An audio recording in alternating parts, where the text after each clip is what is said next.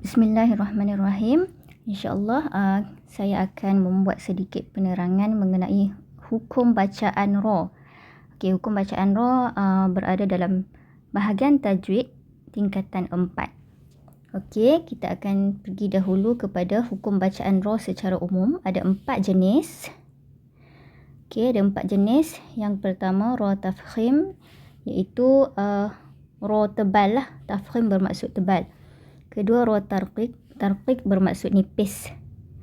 Okey, ketiga, tafkhim atau tarqiq tetapi tafkhim lebih utama. Okey, jadi kita boleh letakkan sahaja tafkhim utama. Dan yang keempat, tarqiq utama. Okey, seterusnya saya akan jelaskan situasi hukum bacaan ra berserta contoh. Okay, sebelum saya pergi lebih lanjut, saya akan jelaskan dahulu mengenai asas pemahaman untuk kita faham macam mana ra tafkhim tu. Okey, di sini saya ada buat sedikit catatan, iaitu yang ni adalah fathah, baris fathah ataupun baris di atas. Okey, dan di bawah ni adalah alif. Okey, sebab fathah dan alif adalah sinonim. Okey, kalau dhammah dan waw adalah sinonim. Okey, jadi fathah sinonim dengan alif, dhammah sinonim dengan waw. Okey, yang tu basic. Seterusnya, kenapa saya jelaskan fathah dan dhammah ataupun alif dan waw ni, kerana fathah dan dhammah merujuk kepada bacaan yang tebal. Okey, contohnya kita akan tengok ra tu, kalau baris fathah ataupun ra tu dah baris dhammah, confirm dah menunjukkan kepada ra tu hukum dia bacaan tebal. Ataupun kalau ra tu sukun, kita akan tengok dalam situasi-situasi tertentu, jika tidak ada baris fathah ataupun dhammah, tetapi kadang-kadang ada ada huruf alif ataupun waw. Jadi alif ataupun waw ni akan membuatkan bacaan ra itu menjadi tebal. Okey, samalah juga untuk bahagian hukum ra tarqiq nanti.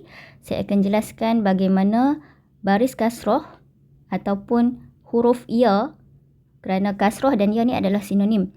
Okey, baris kasrah ataupun ya akan membawa kepada ra tarqiq ataupun ra nipis. Okey, jadi dalam ra tafkhim ini saya akan fokuskan bagaimana fathah dan dhammah ataupun alif dan waw ini akan menyebabkan bacaan ra itu menjadi tebal. Okey, untuk nombor 1. Okey, 1.1 ni, okey, sangat mudah, iaitu kita lihat ra yang berbaris atas. Baris atas ni maksudnya baris fathah atau hadapan. Okey, atau hadapan. Jadi hadapan ni, baris hadapan adalah baris dhammah. Okey, jadi kita lihat ra jika berbaris fathah ataupun ra berbaris dhammah. Okey, secara automatik ra itu telah bersifat tafkhim. Okey, jadi tak payah susah-susah tengok.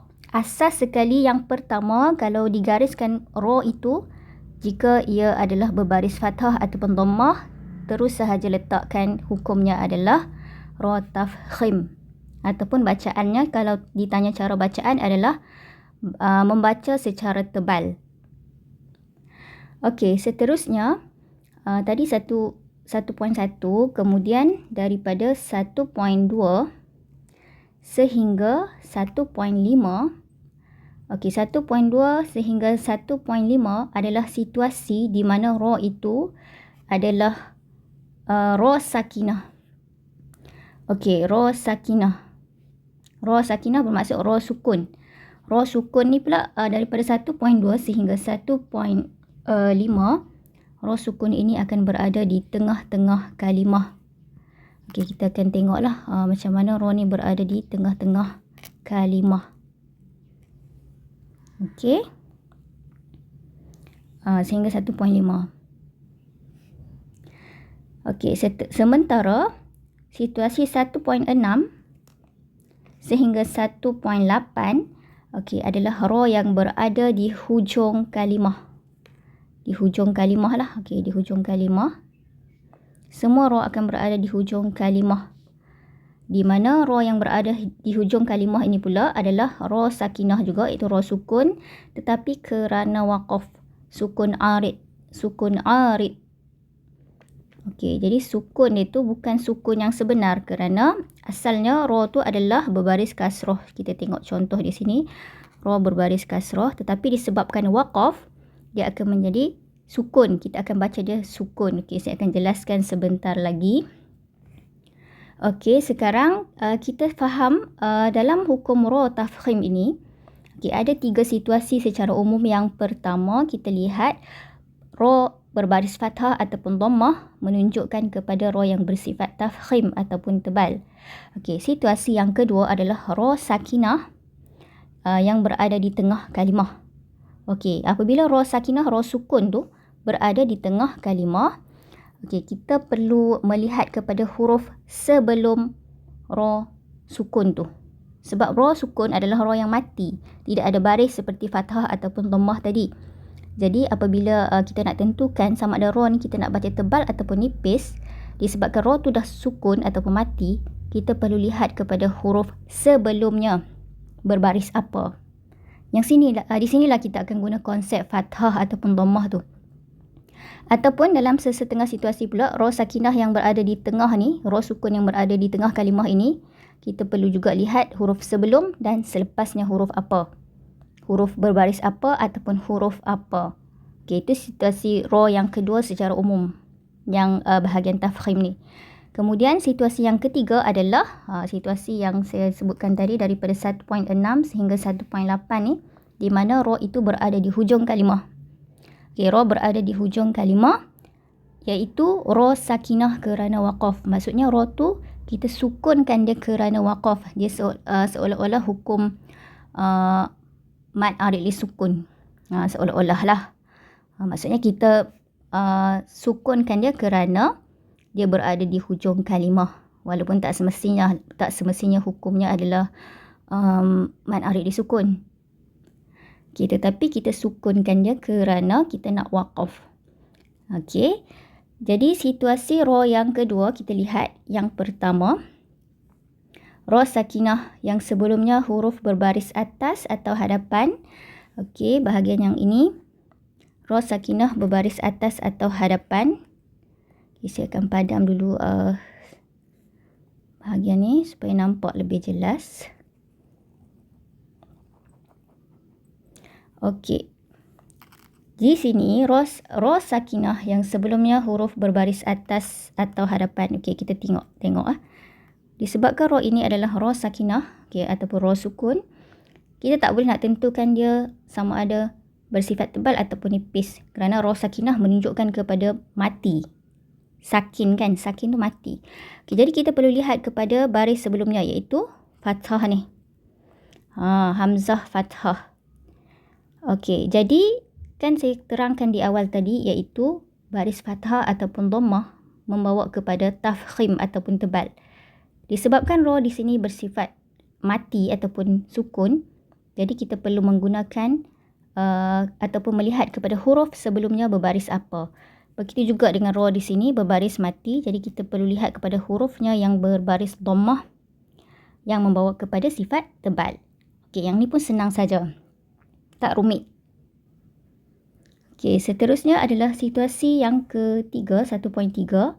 Okey, ra sakinah sebelumnya hamzah wasal. Okey, alif yang ada kepala sad di sini adalah hamzah wasal.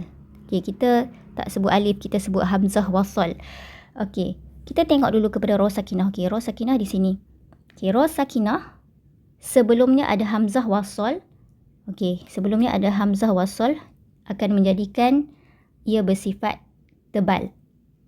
Okey, konsepnya macam tu. Ra sakinah kalau sebelum dia ada hamzah wasal, alif yang ada kepala sad kecil di atas dia, dia akan menjadikan ra itu bersifat tebal.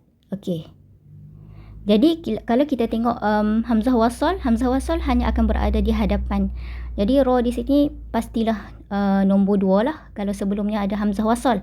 Jadi ra di sini dalam bahagian tafkhim ni akan menjadi tebal apabila dia berada di kedudukan nombor 2, di mana sebelumnya adalah hamzah wasal. Okey, seterusnya adalah situasi yang keempat. Ra sakinah. Okey, kita cari ra sakinah. Okey, ra sakinah. Dan sebelumnya huruf berbaris bawah. Okey, kita tengok. Okey, di sini kita nampak macam huruf kan.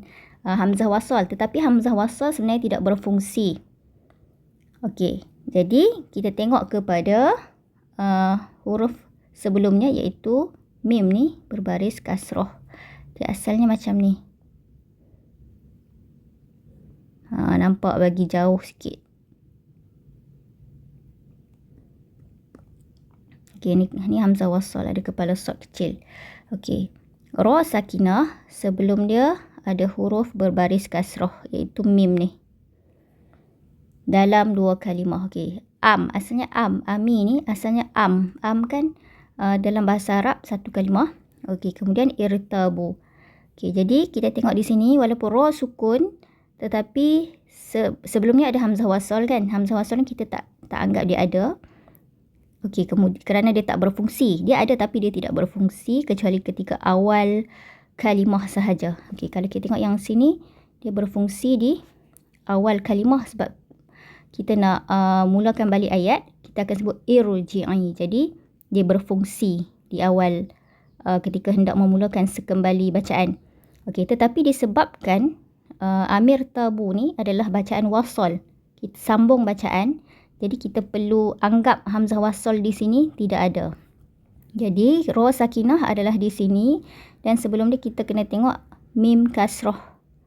Okey, dalam dua kalimah. Okey, ami kalimah yang pertama.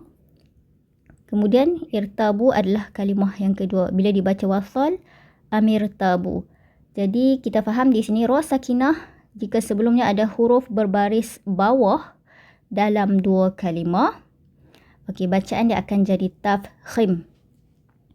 Okey, seterusnya 1.5 ra sakinah. Okey, kita tengok ra sakinah di sini. Dan sebelumnya huruf berbaris bawah, okey, mim.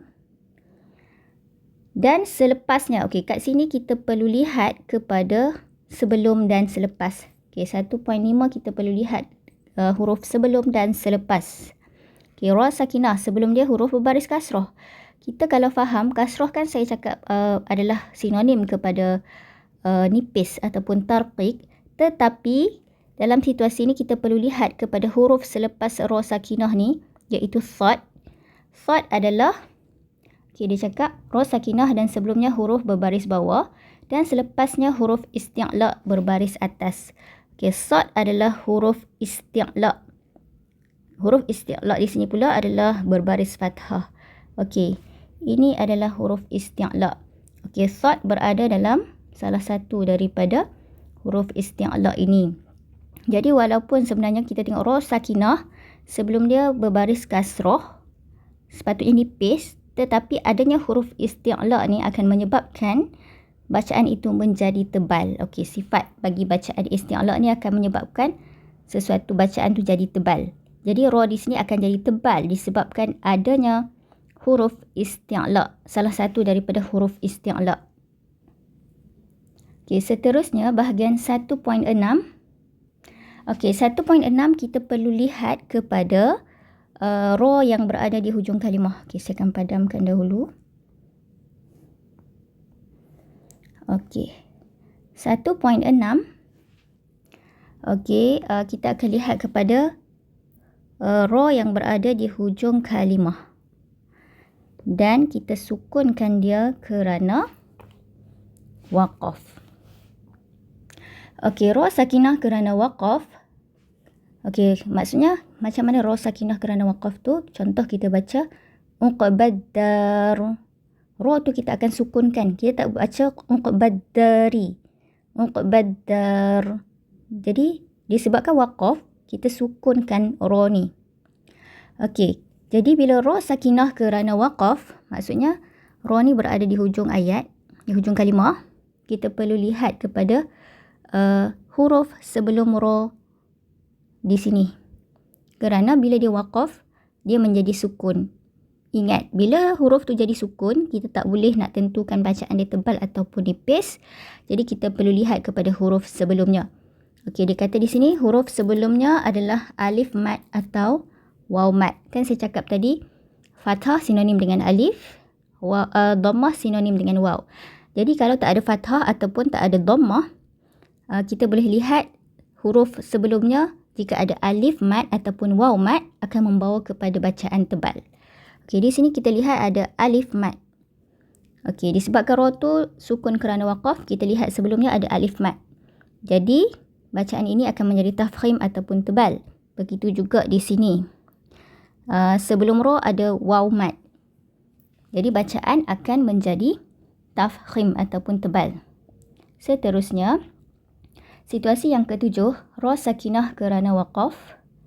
Okey, ra sakinah kerana waqaf. Kerana kita waqaf, dia akan jadi sukun. Dan huruf sebelumnya berbaris atas atau hadapan. Okey, sebelum ra yang kita sukunkan kerana waqaf ni ada fathah. Okey, di sini ada dhammah. Fathah dan dhammah akan membawa kepada tebal. Okey, seterusnya situasi yang ke-8 adalah ra sakinah kerana waqaf. Okey, kita kenal pasti ra sakinah kerana waqaf. Huruf sebelumnya sukun. Okey, ra sakinah kerana waqaf kita dah faham. Bila kita waqaf dia akan jadi sukun. Disebabkan sukun, kita tak dapat nak tentukan bacaan dia tebal ataupun nipis. Jadi, kita perlu lihat kepada huruf sebelumnya. Disebabkan ra sakinah kerana waqaf, dia berada di hujung kalimah, kita perlu lihat kepada huruf sebelumnya. Okey, kita tengok.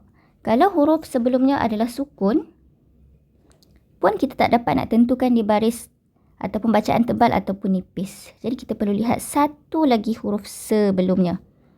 Okey, kita lihat satu lagi huruf sebelumnya, iaitu huruf sebelumnya berbaris fathah dan di sini dhammah.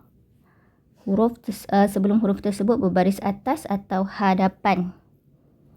Okey. Jadi kita boleh tengok kat sini dalam situasi ra tafkhim yang terakhir, di mana ra sukun kerana waqaf, sebelum dia huruf sukun. Jadi kita tak dapat tentukan bacaan dia tebal ataupun nipis. Jadi kita lihat satu huruf sebelumnya lagi, iaitu berbaris fathah ataupun dhammah akan membawa kepada bacaan tafkhim ataupun tebal.